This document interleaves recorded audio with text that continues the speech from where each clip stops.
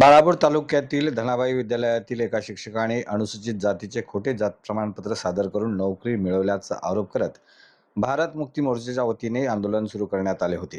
मिळालेल्या माहितीनुसार रामेश्वर शिवलिंगाप्पा बाळापूरकर हे ओबीसी प्रवर्गातून असून त्यांनी अनुसूचित जातीच्या जागेवर 1995 पासून सेवा स्वीकारल्याचा आरोप आंदोलनकर्त्यांनी केला आहे. संबंधित शिक्षकांना तात्काळ सेवेतून कमी करून त्या जागेवर अनुसूचित जातीतील पात्र उमेदवाराची नियुक्ती करण्यात यावी अशी मागणी भारत मुक्ती मोर्चाने केली आहे. 8 मे रोजी अकोला येथील माध्यमिक शिक्षणाधिकारी कार्यालयासमोर हे धरणे आंदोलन करण्यात आले होते. आंदोलनादरम्यान पुढील टप्प्यात कार्यालयाला टाळेठोक आंदोलन करण्यात येईल असा इशाराही त्यावेळी देण्यात आला होता.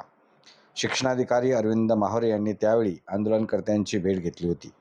उन्हाची तीव्रता लक्षात घेता आंदोलन मागे घेण्याची विनंती करत संबंधित प्रकरण शिक्षण उपसंचालकांकडे ईमेलद्वारे पाठवून लवकरात लवकर निर्णय घेण्याचे आश्वासनही त्यावेळी देण्यात आले होते.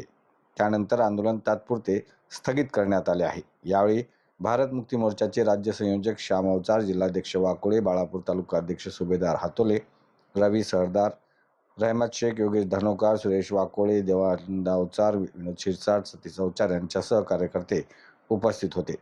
चंदन जंजाळ, अजिंक्य भारत न्यूजकरिता बाळापूर.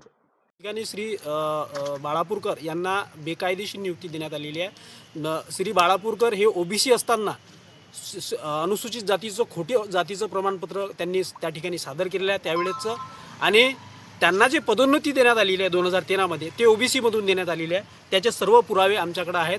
आम्ही या अगोदर संबंधित जे शिक्षण अधिकारी आहेत त्या शिक्षण अधिकाऱ्यांना माहिती अधिकारात या संदर्भात आम्ही त्यांना माहिती अधिकारात अर्ज केला, परंतु त्यांनी त्यावर कोणत्याच प्रकारची माहिती दिली नाही आहे. संबंधित जे शिक्षण जे मुख्याध्यापक आहेत धनाबाई विद्यालयाचे त्यांनीसुद्धा त्या संदर्भात आम्हाला कोणतीच माहिती दिली नाही आहे. आम्ही या संदर्भात 27/3/2026 रोजी निवेदनसुद्धा दिलेलं आहे. या निवेदनावर सुद्धा संबंधित शिक्षण अधिकारी कोणत्याही प्रकारची कारवाई करण्यास तयार नाही आहेत. आम्ही ज्यावेळेस शिक्षण अधिकारी कार्यालयात हे निवेदन देण्यासाठी गेलो होतो तर निवेदन देण्यासाठी गेल्यानंतर तेथील जे शिक्षण अधिकारी आहेत मोहरे साहेब म्हणून, त्यांनी हे निवेदनसुद्धा स्वीकारलेलं नाही आहे. त्यांनी फोटोसुद्धा काढू दिले नाही आहे. ते सरळ म्हणतात की हे माझ्या हातात काहीच नाही आहे, मला याचं काहीही देणं घेणं नाही आहे.